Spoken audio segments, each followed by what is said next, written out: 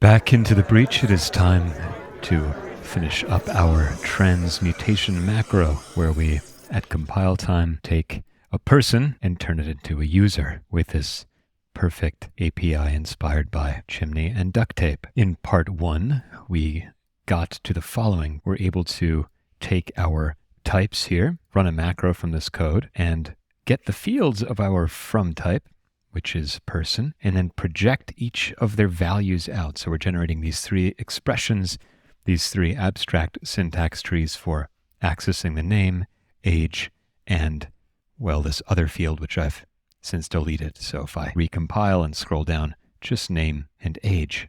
So we're working our way from the bottom up of this to-do list. We have figured out how to fetch the fields, given a type. We now also know how to select the fields of our from type. And then the next thing to do is to create an instance of the to type and then pass these projections, which are basically the arguments now, into the apply method of our companion object of to. And what that means is, well, down here, the apply method of the companion object of the to type, which in this case is user. So how do we do this? Well, last time I gave my little tip for figuring out what kind of abstract syntax tree you should try creating, and we're going to use that once more just to get an idea of what we actually need to use from that quotes reflect library to build an AST that represents this expression. And so to do that, I'm going to make a little val example, use the quote DSL, and construct a user. So user.apply, some name, and some age. And then we're going to report error and abort with this example.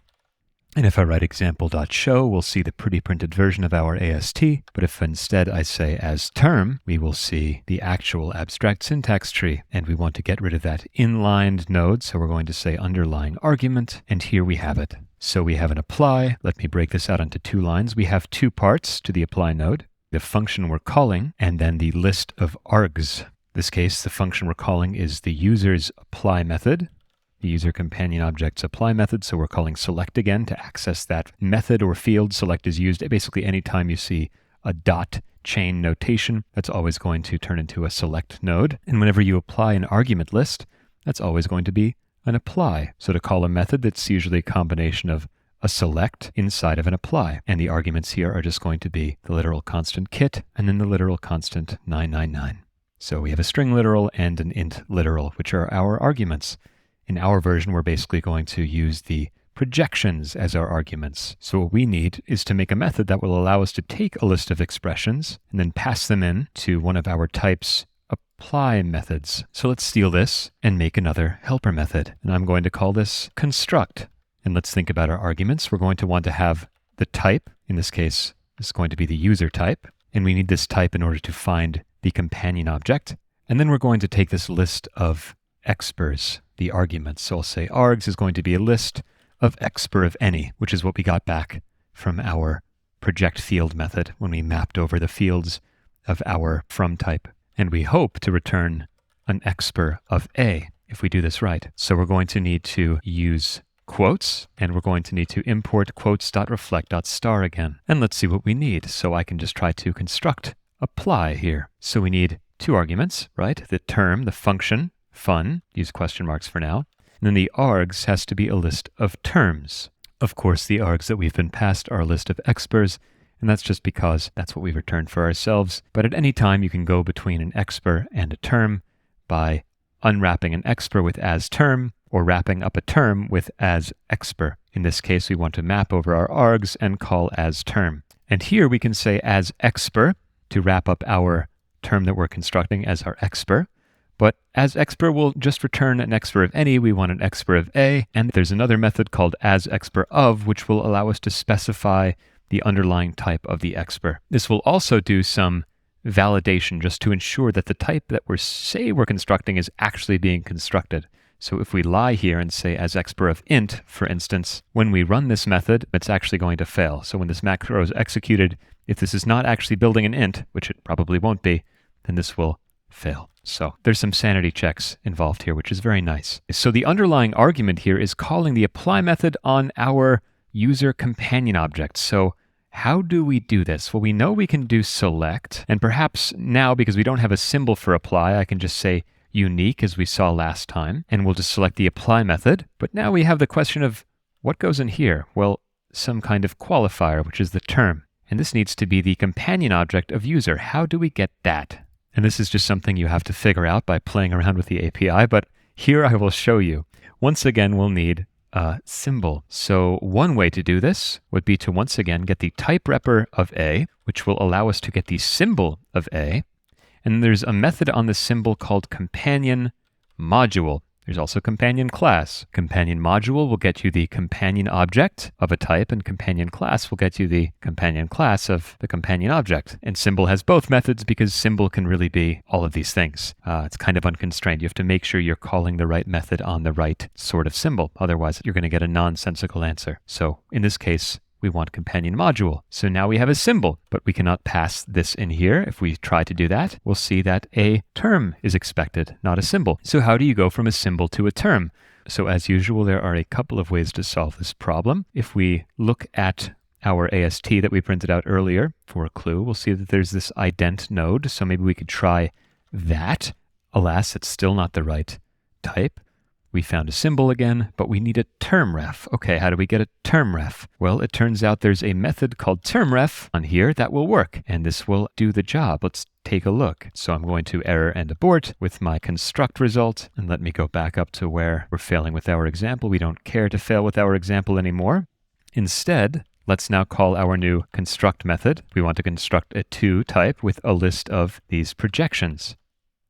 And there we go. We're getting the type we want, which is great. We can call as term again on our expr here and just look at the underlying node, and it looks exactly like the type that we printed before. So apply of select ident user, selecting the apply method on the user companion object, and then we are, well, in this case, not calling literals, but instead referring to the person expr that's been passed in this thing. So we're projecting out the name and age of that person, which is exactly what we want. And when we call show, it looks exactly like what we want. Let me show the term once more. I mentioned there were a couple of ways of achieving this. So ident of companion symbol term ref is one way. Another way would be to use this ref constructor, which seems to be a shorthand for doing the same exact thing. If I command click on this, it will take me to the ref module, and we can see the apply method takes a symbol, and it says it creates a reference tree from a symbol. So, okay, that's interesting. It's hard to tell exactly what's being created, but looking at the pretty printed representation, it seems to basically be calling something like this behind the scenes. As I mentioned last time,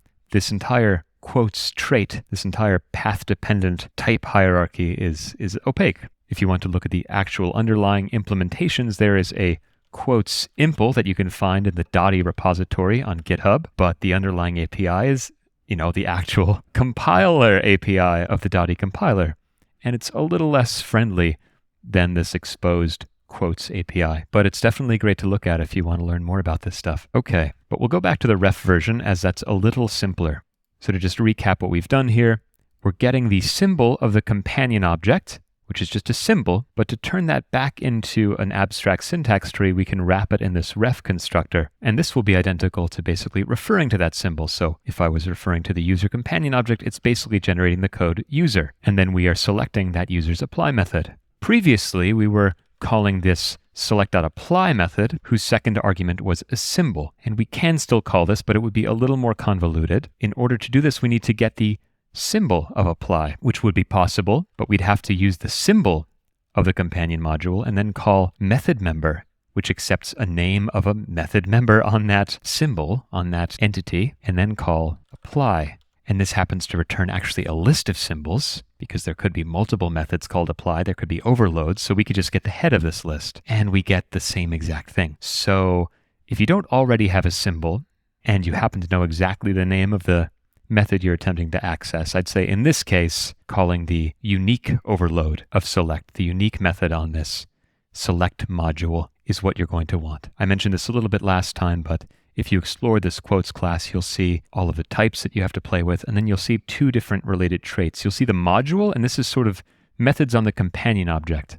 And then you'll also see methods, which are these extension methods. So these are going to be methods we can call on select terms, so we can dot chain this onto values that we have.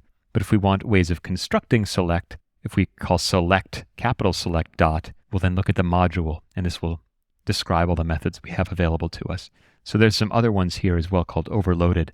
And these basically allow us to call different methods if we wanted to actually pass in arguments as well. So we could have also used this. There are many ways of achieving the same result. In fact, let me just show this. So how would we have used overloaded? So call an overloaded method with a given type and term parameters, which is exactly what we're doing here. It also takes, though, a type arguments field. So going back here, instead of calling apply ourselves, we could have also done select overloaded, which the first argument is that qualifier, which is a term. The second argument is the name of the method we're calling apply. The third argument is the type arguments, which we do not have any for apply.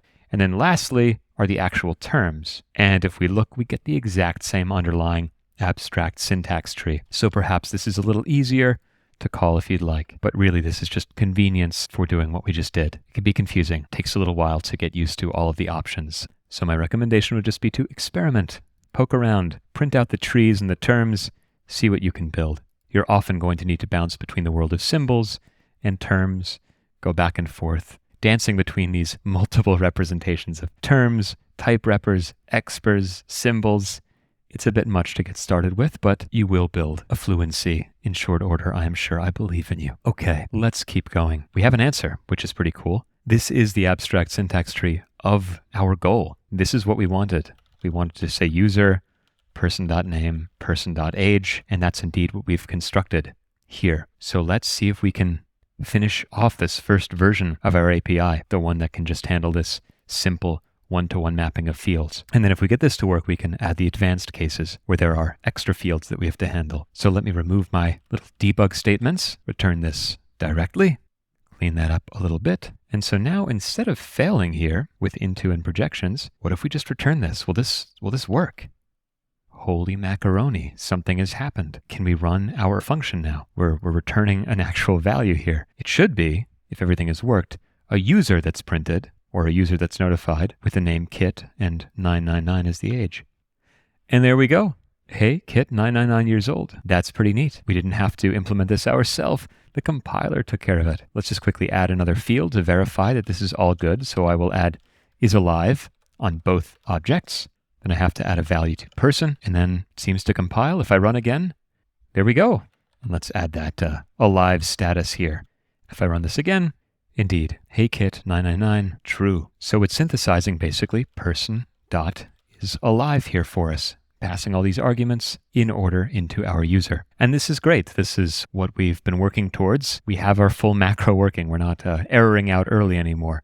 There's obviously things we can clean up. There are some edge cases. We're only walking a very narrow, happy path right now. But let's just take a minute to solemnly celebrate and look back upon this journey of an hour and 10 minutes.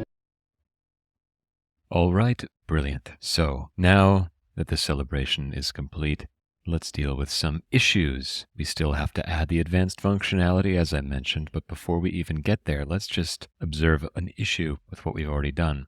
So basically, this is going to be the code that's generated by our macro right now.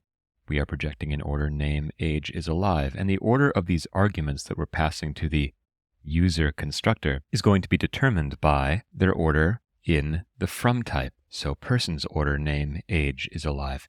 And this just happens to correspond to the order of arguments for user. But if we were to say invert age and is alive on the user type, we'll see we actually get a compile error. And it's not a great error. It's basically the same error you would get if you wrote the following code, which is that we found person.age, but we required a Boolean, right? We required is alive here. And it can be a little confusing when you get these kinds of errors in macros. You want to be very careful to either fix your code so that this doesn't happen at all, which we can do. We're about to fix that in a moment. Or if it's truly something that you can't fix in your macro, generate a nicer compile time error message. And we're going to look at it a little bit as well. So there's still a lot more fun to be had with this macro. Let's start with this first problem though. Let's get this to compile. It's still a one-to-one mapping. It's just not necessarily in the same order. So this should be relatively simple to fix. Going to shift this back over. And let's also clean this up because we've actually solved all of our to-do list items. We've figured out how to call the apply method,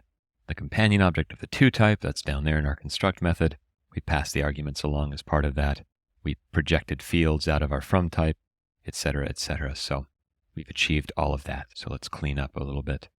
So what is causing this problem is that we are getting our fields in the same order that they appear in our from type. So what we really want is actually to also get the fields from our to type, and really only to select the fields from our from type whose names and types matches those of our to field. Let me pull this code over. So our to fields are going to be name is alive age. Our from fields are going to be name age is alive. The same names, the same types, just in a different order. So we want to really map through our to fields, and for each field in here, reach to the from fields, finding the corresponding field. So we want to get the from fields in the order of the to fields. Another issue that we will fix by doing this is the problem of extra fields. So if we had extra value in our from fields, with our current implementation, we would actually apply this value to our user constructor. So we would also be doing person.extra here, and that's just completely nonsensical. So we really want these to fields to guide the selection of fields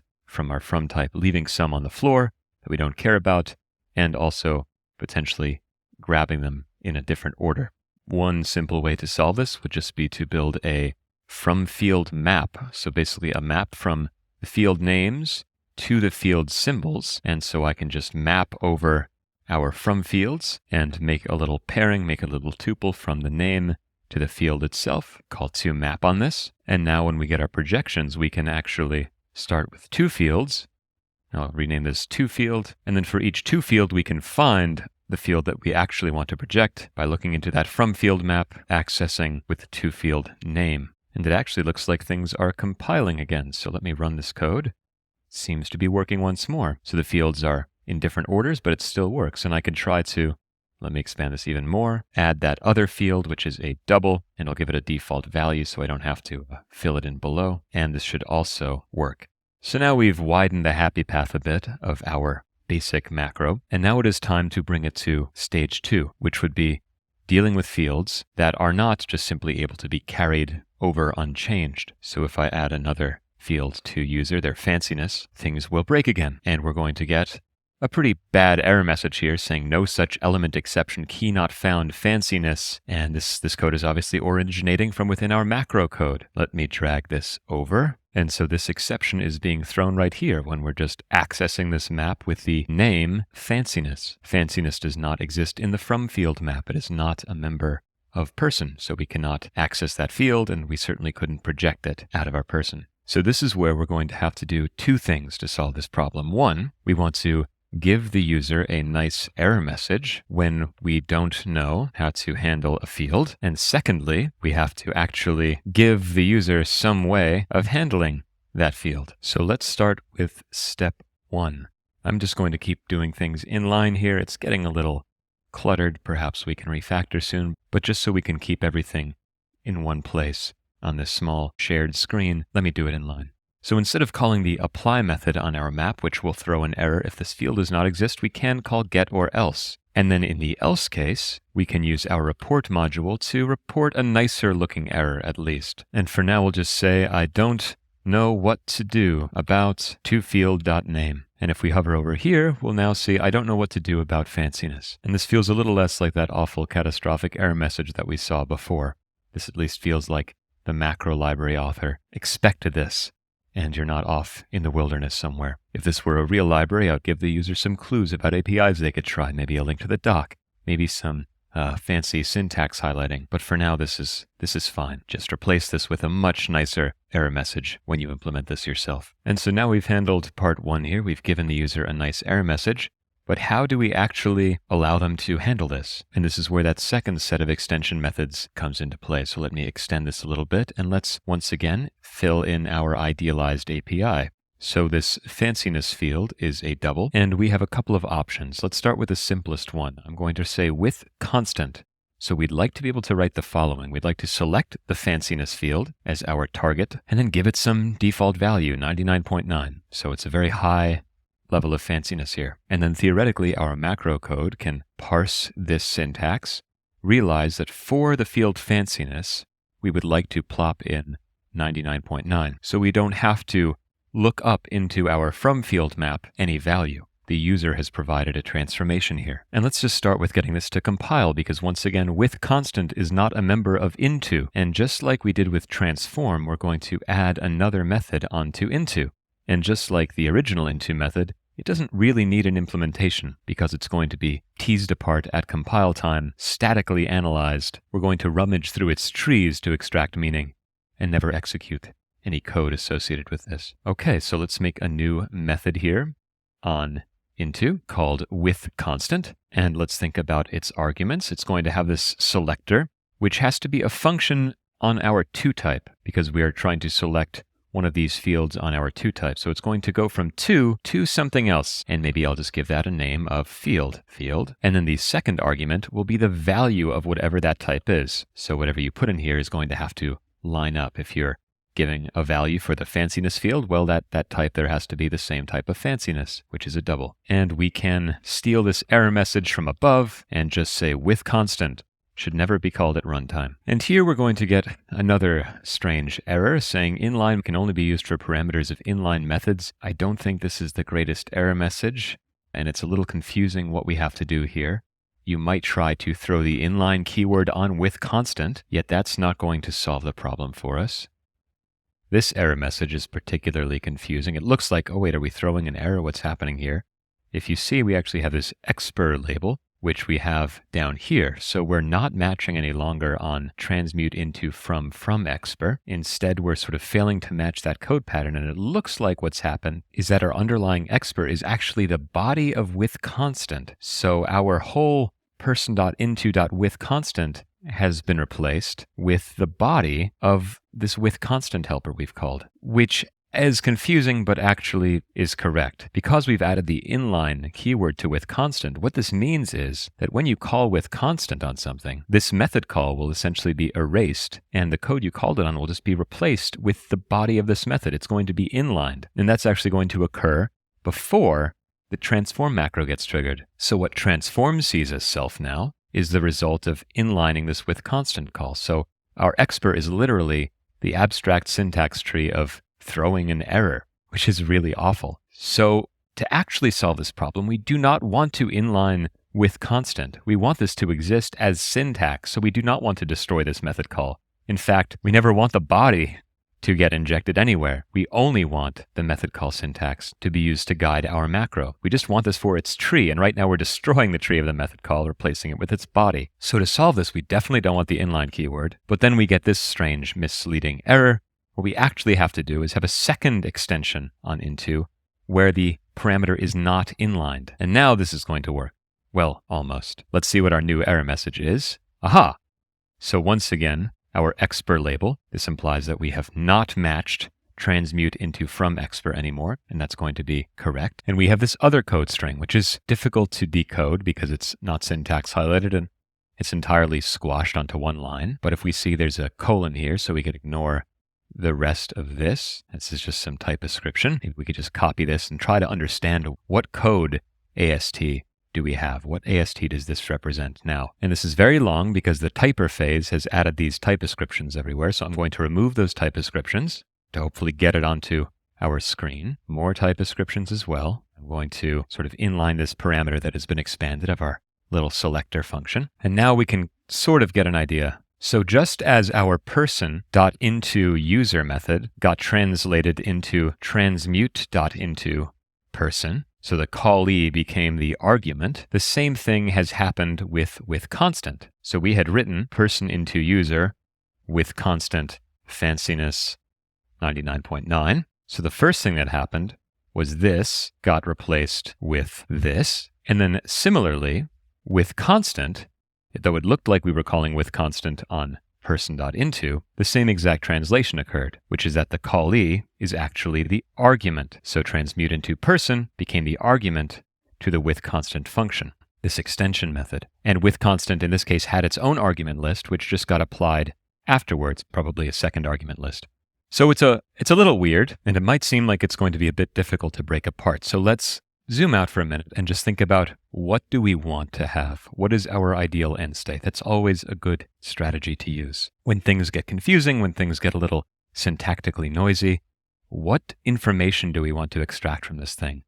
If we could wave a magic wand and just get the outputs, what is our ideal output? And so we need a couple of things. The first thing that we already had in our simpler version is an expr of from. We need that from expr. We need the original value so that we can call methods on it, project values out of it to pass into our new constructor. So we need our from expr. And we got that by matching on this into method, because into is called on the sort of the initial from expr. So perhaps we could still make use of this pattern matching here. So we want the from expr, and we can use that into pattern match. But now we want something else, this information. We want the arguments passed into with constant. And this is going to give us a transformation. This is the name I'm going to give this thing, this with transformation, which is a pair of a field to select from our target value, and then the value to use for that field. And in our simple example here, we just have one of these transformations, but we might have multiple. We might override name. Instead of just taking it, we might want to rename ourselves to Biff. So we don't want to paint ourselves into a corner.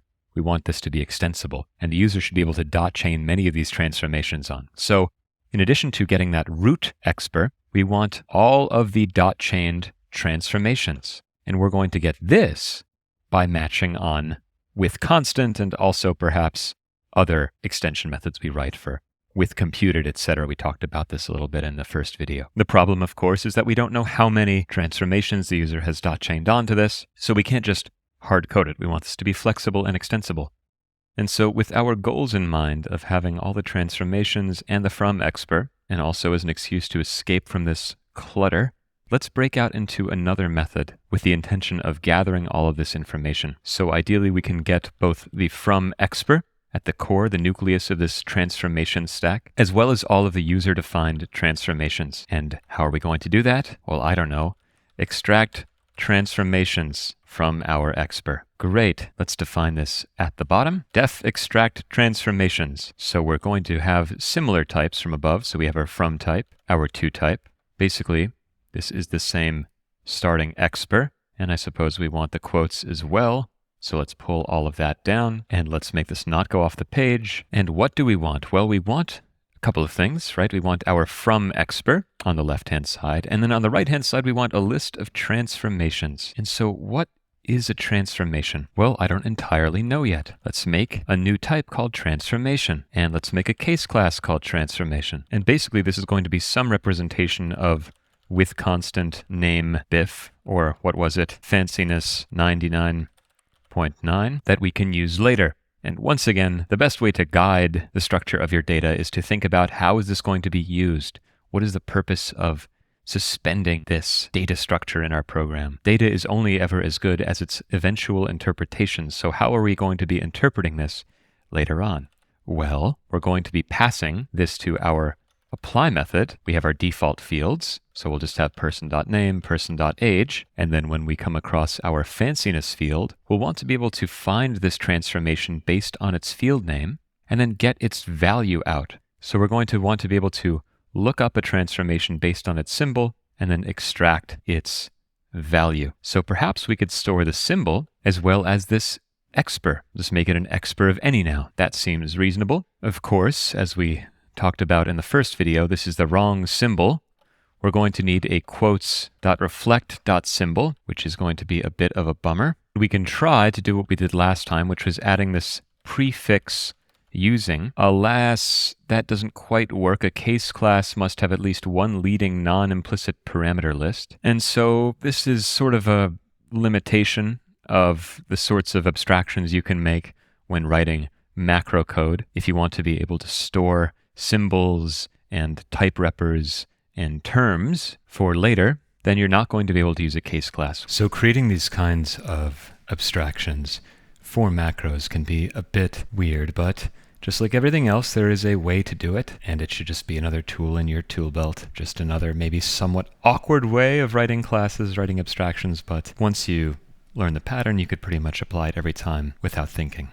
So instead of doing things with a case class, we could either use a class or a trait. I think for now I'm just going to use a class. Firstly, This seems to compile, which is nice. However, there's going to be a problem. When we go to extract symbol out of this transformation, after we get it from calling extract transformations, when we go to access these values of transformation, we just write our class like this. The context in which we access symbol will not know that this quotes, which is this quotes, was the same one that we used when we called extract transformations. We're losing the fact that it's really the same path-dependent type.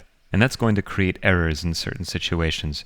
You're not going to be able to call certain methods on symbol that you would be able to in other contexts. So we have to do even more of a dance. Firstly, we're going to have to add a type parameter here that I'll just call Q and say that this is a subtype of quotes. So instead of using quotes, we're going to use Q. And then we're going to give Q the name quotes such that this quotes is referring to Q now and not using the sort of built-in summoner that the quoted package exports. And then, of course, we're going to need to give this a type. So this is actually going to be quotes type. So we're parameterizing this by the quotes context that extract transformations was called with. And this is going to allow everything to unify and link up. And when we access symbol externally, that calling code will know that all the quotes are the same quotes.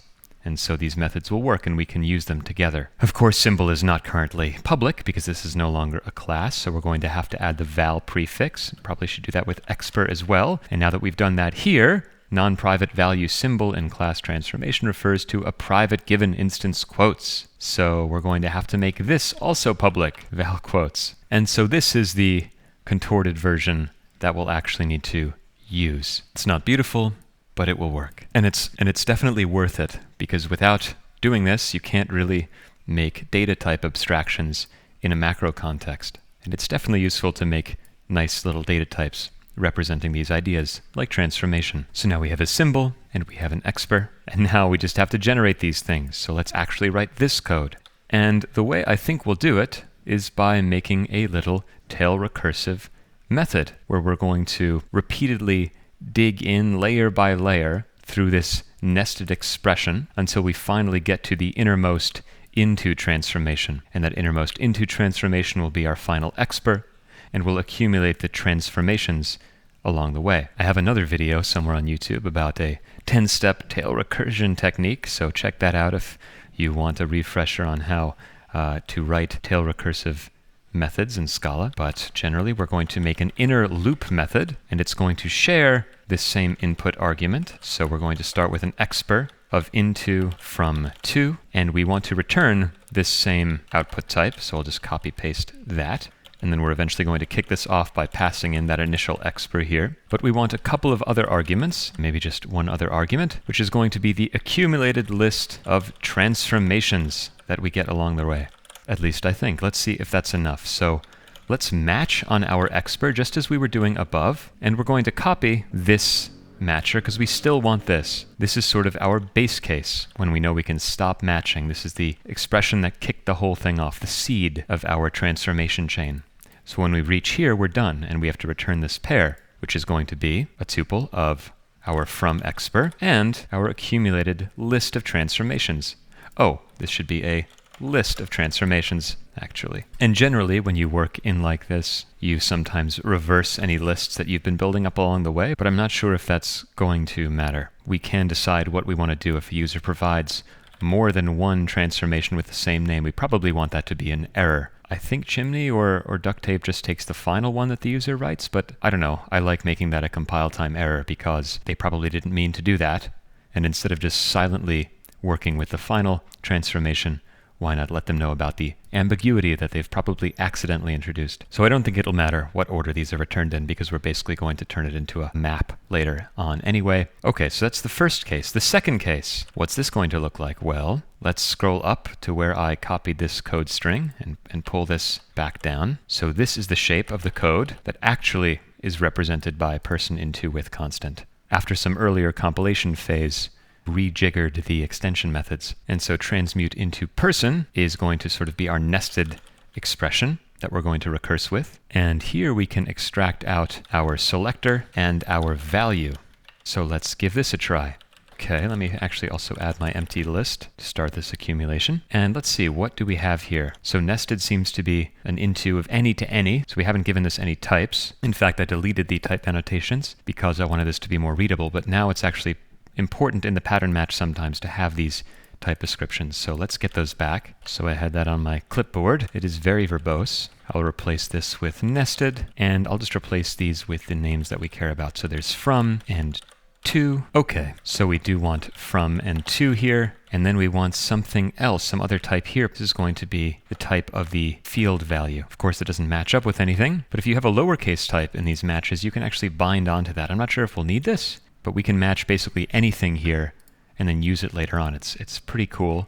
I'm not sure if that will matter here. Okay, and now in the body, we know that nested is another expr of from to, which is perfect for recursing upon. So let's see how we're going to recurse. We'll loop with this nested expr, and then we sort of need our new transformations, which is going to be some new transformation that we've extracted from the selector and value, and that's going to just be prepended onto our accumulated list of transformations. So the next question is, how do we build a transformation out of this selector and value? Okay, well, let's just use the transformation constructor to get started with.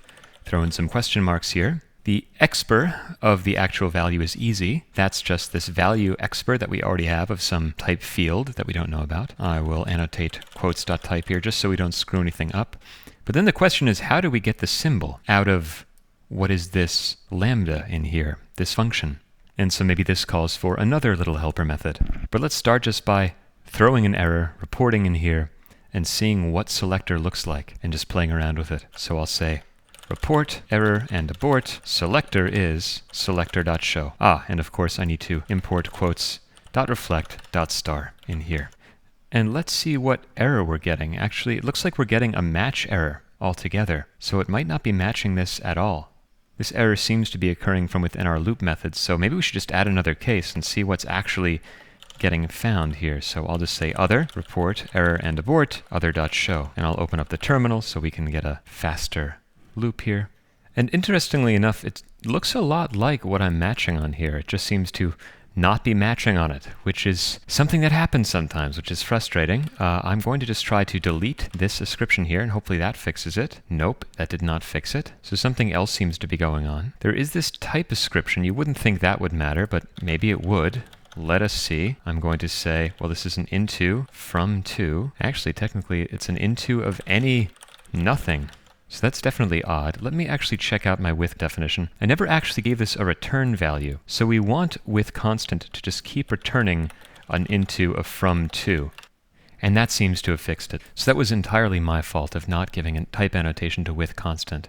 That seems to have confused this matcher. So whoopsie. Okay, so maybe I'll keep this other matcher here for now just in case we screw up again, but I think we'll be okay. Unexpected expr. But here we're getting this selector warning. So that's what it looks like. It's this lambda that we wrote, _.fanciness. Of course, the pretty printed tree shows the underscore parameter getting expanded into sort of this anonymous parameter, $$2, which is a user. Of course, that's the to type. So how do we get the symbol for this method here, this field on our user? Well, let us start by, instead of looking at the expr pretty printed, let's look at the term. This is certainly going to be very verbose. And so it is. It's a block. There's a list. There's this thing called a def.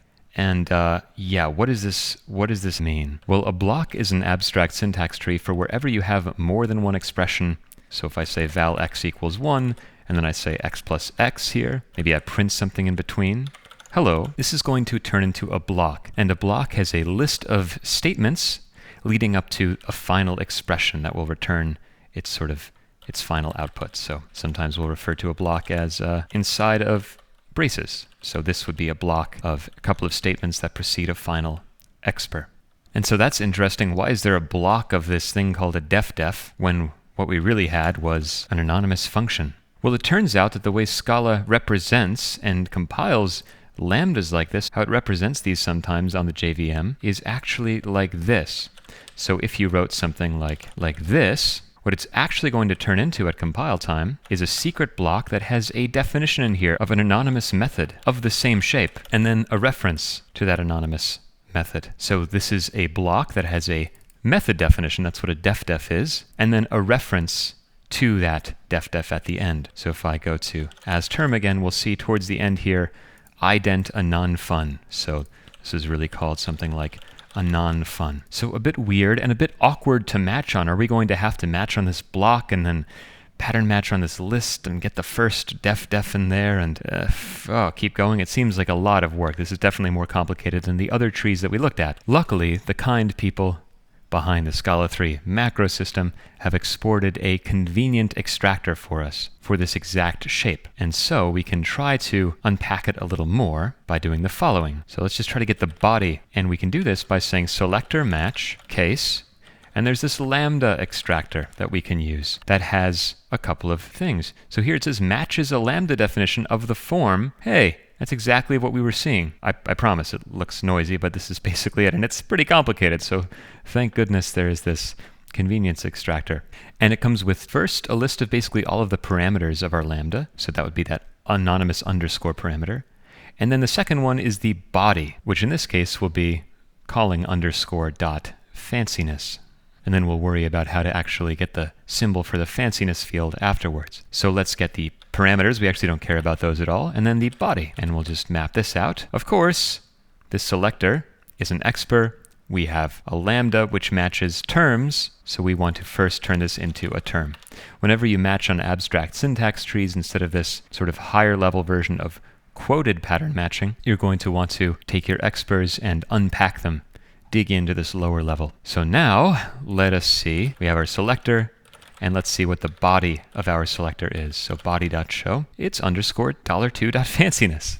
That's a lot better. And if we show this body as a term, it's already a term, I forgot. You can also show terms. Well, then it's going to be select ident fanciness. And this is great. So we can just nest this in here, select some kind of identifier we don't care about, and then the name. We could take this name out here. Unfortunately, this name doesn't quite match up to the way that we constructed our select. This is literally the name of the method, and it is not the symbol. So how can we get the symbol out? Well, maybe instead of trying this, we can say select at, and I can say select.symbol, so we can get this thing, val fanciness. That would appear to be the symbol of this fanciness field. And if we're unsure of exactly what symbol this is, well, we can say symbol.owner, and if we do that, it will say class user. So this is indeed the fanciness field on user. So it should really be the same symbol. And that's actually one of the uses of symbols, despite being used in a completely different context. This is a select abstract syntax tree. We're calling the fanciness field on some user identifier. By accessing the symbol, we're sort of routed to this global definition. Okay, so I feel relatively confident that that is the correct symbol. So let's get ourselves some room back and then just use it. Obviously, we want to have some fallback cases so there's not a match error, and give a user a nice error, basically guiding them to only create a very simple lambda here that simply selects a term off of the original type. So really, this is only intended to be used in the following way, underscore dot some field of our type. Otherwise, it's not really going to work. And this is just a pattern that you'll see in macros for giving some autocomplete and not just taking a string name of the field on the type, which would technically work. We can get it to work in the macros, but it'll be ugly and sort of error prone. And we get some compile time safety here that at least they're giving a valid identifier. Okay, so we'd want to have that error to do there. But for now, we'll just leave it unfinished.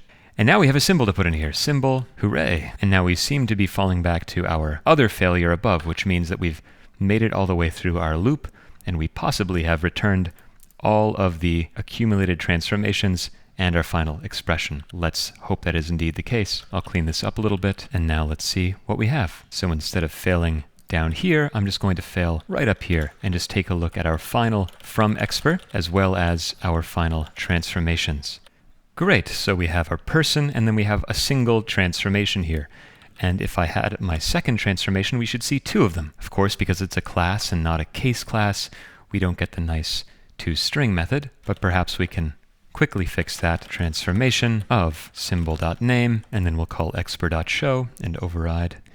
And there we go, fanciness 99.9, name.biff. So we have these values extracted at compile time from this abstract syntax tree that we're peeling apart layer by layer. And now the final part of this is going to be to actually use these. So let me clean some things up. Let me delete my error message. Let me shift this over even more just to regain the screen spaces. We're getting quite horizontal.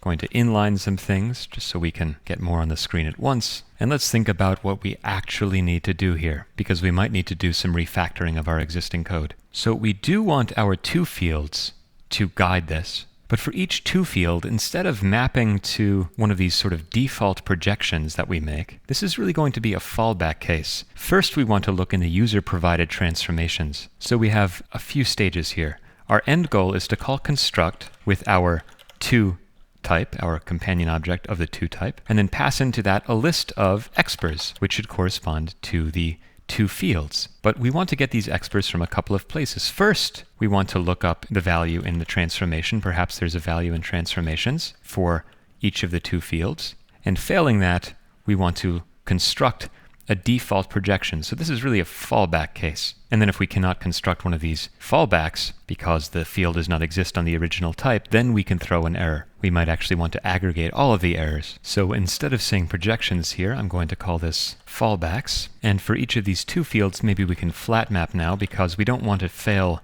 just yet anymore. And we can just say get to return an option. If we get that from field, we can map over it and then create the projection from there. And it might be nice to turn this into a map as well. So this would be a map from the field name to an expr. That is just sort of that default mapping. And then we can create our transformation map. And with this, we can just go through each of our transformations. This has a symbol, which is a name, which we can map to basically the expr that we've stored here of its result. This should be of the same type. Of course, I need to turn that into a map. So now we have two different maps of string to some kind of expr. Maybe I'll call this fallback map. And then finally, we can construct our args by mapping over the to fields, and then essentially first trying our transformation map, call get with the field's name. Then we can or else that with a fallback map, .get field.name. And then finally, get or else, we can report that initial error that we had, error and abort. I don't know what to do about field.name. Oh, this needs to be two fields. Then this can be args, and that seems about right. Of course, we don't need a match on our expr anymore. This takes care of extracting the from expr now. We don't need to do this here, so I'm going to remove this and remove this, save, and things seem to be compiling. Let me pull this over. Let's think about what we would expect to see now. So we have a whole bunch of fields, name, age, is alive, some other field, and then we want to construct a user, which is name, is alive, age, fanciness. So what I would expect to see is the name being Biff, the age being the original person's age of 999. They are going to be alive, just like the original person. That's just going to propagate along. Other will be dropped on the floor. We don't care about other. And for fanciness, the field that we couldn't handle before, we should see 99.9. And if I comment this out, we should see a compilation error saying it doesn't know what to do about fanciness. So that is necessary. Name optional here, but we can override it if we want to. And ideally, this should override the default. So we should see Biff and not Kit. Okay, let's see what goes on. There's Biff, 999, they're alive. And I'm not showing the fanciness. I'm just going to keep making this go off the screen. Fanciness, user.fanciness. So we should expect to see 99.9. And we do. And if I remove name, comment this out, we should see Kit below again. There he is. And we can change fanciness however we please, which is pretty great. Okay, so that's really how this thing might work in the real world. There are definitely some things we can fix about this. It's not the most beautiful code in the world. For one thing, we don't necessarily need to generate the fallbacks ahead of time. We can sort of do that on demand. So let me quickly clean this up. Let's just make it really shiny. So make fallback. It's going to take a from type. It's going to take that from expr, which is an expr of from, and then a field, which is a symbol, and we are going to get an expr of any, the result of projecting that field. And we also want this from field map, which is a map of string to symbol. And let's scrunch that in here. And in this case, we could basically call project on field, except first we have to, this is the to field, we have to find the field in the from field map. So from field map.get or else. And maybe this is where we can do the reporting, which means, of course, using quotes must go here, import quotes.reflect.star, to field.name, val field equals this, And of course, we want to look up the toField's name first before exploding. And yes, I've created this problem for myself again where these are the wrong symbols. So I need to move this using clause up to the front and then refer to quotes.reflect symbol in each case. So it's a bit more painful to abstract these things, but it'll still work. And because I'm referencing from within quotes, I need type of from. So this is the error that you'll see if you forget, like I just did, to put type in here. Okay, so now we've abstracted make fallback. It's a little awkward of a method, but it's going to be a little cleaner above. So we don't need to create this fallback map. We can delete some things, move them around. Now here I can say get or else make fallback, put the from expr, put the field, give it the from field map, and delete this stuff. So that's a little cleaner looking, I'd say. Maybe I'll move this all onto one line. And now everything is looking a little more manageable. This could, of course, be cleaned up more, but let's just quickly read through this. We take some expression, which is basically the abstract syntax tree of this code. We then dig through the AST, picking off these with constant extension methods, extracting out these transformations, which are basically a pair of the symbol of the field as well as the value that we're going to use as the default value for that field. And we also get the nucleus of this AST, that original expression of the starting value. We then create a map of all the fields on our person. We'll need that so we can project those values out, those symbols out, and we then get the toFields. We turn our transformations into maps from their symbol names to their exprs that we've already extracted. And then we need to have the arguments to our toConstructor in the order of the toFields, first trying to find a transformation that the user provided for that field, and then, if we cannot, we make a fallback, just mapping the value from the initial from type, if it exists, otherwise throwing an error message. And then we finally construct that toValue, or rather build an abstract syntax tree representing the construction of that toValue as such, passing in the args in order. There's a lot more we could do to clean this up, but it's a pretty decent job. Final stage, the last thing I want to talk about here, is with computed, because we've only done with constant. And I promised this. I showed it on the first episode, so we have to do it now. With computed is going to be very similar to with constant, except we can give it a function in its second argument. And actually, I'm going to do that with fanciness. So with computed. So there's this other field we were not using called other, but it happens to be of type double. So maybe we can take our old other value, I'll call this dullness, and we can convert our dullness to fanciness below. So here we're going to take a second argument that's going to be a person, and here we're going to say person.dullness, and we can multiply this by 10 to get our fanciness. That would be the ideal API here. So we're able to convert a value on our old type into this new value, fanciness. Or we could just have computed something out of thin air. It could really be any computation. I can just say underscore and generate a random double here if I wanted to. But let's do the following. Let's derive it in some way. And hopefully this isn't too much work. Hopefully everything we've built so far extends. So the first thing to look at is our transformation type. So what we did previously was just store an expr in here. But now that's not quite going to work. With constant, that was fine, because for fanciness, we could just store a value. But now with computed, we're going to have a lambda that takes the toType and somehow uses an old value. And it would be great to reuse this transformation in both cases. So whenever you want one type to facilitate multiple use cases, you have to make it as complicated as the most complicated case. So while we can get away with just having an expr of any for the simple case, we're actually going to have to write it to deal with the most complicated case, and then we can make a mapping from that simple case into the more complicated case. And I'll show you what I mean by that. So instead of just having a val expr here, we're not going to have that anymore. And instead, maybe we'll have a val called make expr, which can take an expr of our from type and generate an expr. So we're going to somehow project, given our from type here, this is the from type rather, and generate this any here. When we have the constant case, we can simply ignore this argument and just return that value. Basically, above, we're going to be passing in here our from expr that we got. So instead of just getting the expr here, I'm going to call make expr, or whatever I named it. Make expr, and pass in from expr. And of course, this isn't compiling yet for a few reasons. I need a comma, first of all. There's also no from type, so we're going to want to add this from type, which means we're going to have to add the from type in a few places, which I'll just do right now. That's great. And then we can delete this expr case, which we don't care about anymore. And now I can't show this anymore because it's a lambda, so I'll just remove that. We could figure out a way to get something to work, but it's probably not worth it. Oh, and then down here we have one more from case. Okay, so now when we construct this, instead of just putting expr of field here, we need a lambda. Well, that's easy. We'll just ignore the argument. It could be anything, and we'll just put the value expr right there. And now to deal with the other case, we can mostly copy this. So I'm going to copy this, and we need to first add a with computed method that doesn't exist yet. So let's go to our definition first of with constant, and then we're just going to copy this along, say with computed, and now instead of just being a field here, it's going to be a function of from to field, but the same general idea.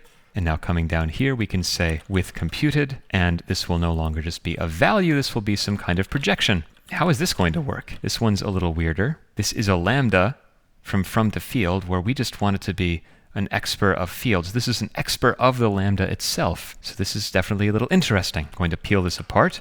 If we remember, we get an argument here, which is our from expr of from. And our goal here would be to generate an expr of, well, any, or this field type, whatever that is. Okay, so what we're going to do is the following. It's going to look a little wild, but we have this f type, which is an expr of a lambda from to field.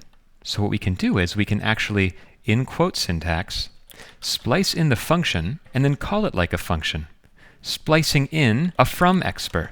And this is going to get us back, what are you? An expr of just the field. So we're creating an abstract syntax tree of the result of plugging in from expr into whatever that argument is. So that's kind of interesting. So this is going to generate the abstract syntax tree given our example above, which was, what was it? Basically from dot dullness times 10. We're going to take our person and apply to this. So this is the abstract syntax tree that's going to get plopped in to our final result. One last cool thing we can do here, because this is an abstract syntax tree of applying a lambda to its argument. Well, you wouldn't ever really write this code. This looks pretty awkward.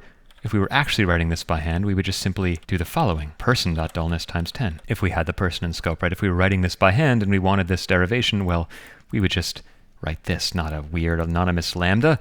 Who does that? And it turns out it's possible to make this AST transformation. There's this process known as beta reduction. It comes from the lambda calculus, but it's basically just a fancy word for doing function applications sort of at the AST level, where you just take the argument and then you find and replace every occurrence of the parameter in the body and replace it with that argument. And then you remove the whole wrapper. That's what it means to apply a function in some sense. It's called beta reduction, and the only reason I'm giving you that fancy term is that there is a method called beta reduce on here that's going to do it for us, which is kind of cool. Okay, so now what have we done? We've made transformation a little more complicated, given it enough power to handle the more complicated case. For the simple case, we simply now lift this expr up into a lambda, ignoring the argument because we don't need the from expr to derive a constant value. But now we have the ability to use it to call this lambda that's been passed in by the user, or generate an AST of the result of calling that lambda. And then we can also simplify that resultant expression. Let's actually take a look at what that's doing, because that would be fun to see. Val result, report error and abort. Result is result, show. Let's see if we can get this to explode. And here we are. It's person.dullness times 10. So it's the abstract syntax tree that we've created. So we've taken our underscore dullness times 10 and then applied that to person and basically just inlined this person. If I did not call beta reduce, which is what I want to show you, it would still be a valid expression of the result of a double, but it would look instead like this, where we take this method and then apply person to it. So instead of doing that, we may as well inline it. It'll technically be a little faster at runtime. We can handle that inlining at compile time, which is pretty neat. You can really make some efficient code that's basically exactly what you would have written by hand using macros. Okay, and I feel like that is the final tangent I want to go off on, and let's see if everything works now. So let's pull it apart. So ideally now, if we think about what's happening, I've given this a default value of 5.5. Let me remove that default value and just deal with it down here. So I'll give it a value of 55. And so when I run this now, we should see that the user's fanciness is derived from the person's dullness multiplied by a factor of 10. And lo and behold, here fanciness is derived, which is pretty great. I could also come up with a random age now, for instance, throwing away the original argument, scala.util.random.next int 999. And now when I run this, we're going to be a random age every time. So probably not something you really want to do, but hey, we can have fun. And if we leave off a field, we get a nice error message. So that's basically how Chimney works. And it's really pretty and really expressive and nice. And we were able to achieve it in barely any code at all. It took a while to talk through. It was a little complicated, but I hope I gave you enough to be slightly less afraid of macros and explore them by yourself. You're going to inevitably run into some weird situations. You're going to have to explore that quotes file. But once you start to get the hang of it, it is really exciting and fun. I'm going to record some more videos on this, so I hope that helps. Just seeing someone else do it and talk through it. Definitely let me know in the comments or on Twitter or something. If you want me to talk about something in particular that's very confusing, I can look into it. But I hope the tips that I gave you for these little heuristics I've stumbled upon for getting myself unstuck are useful to you too.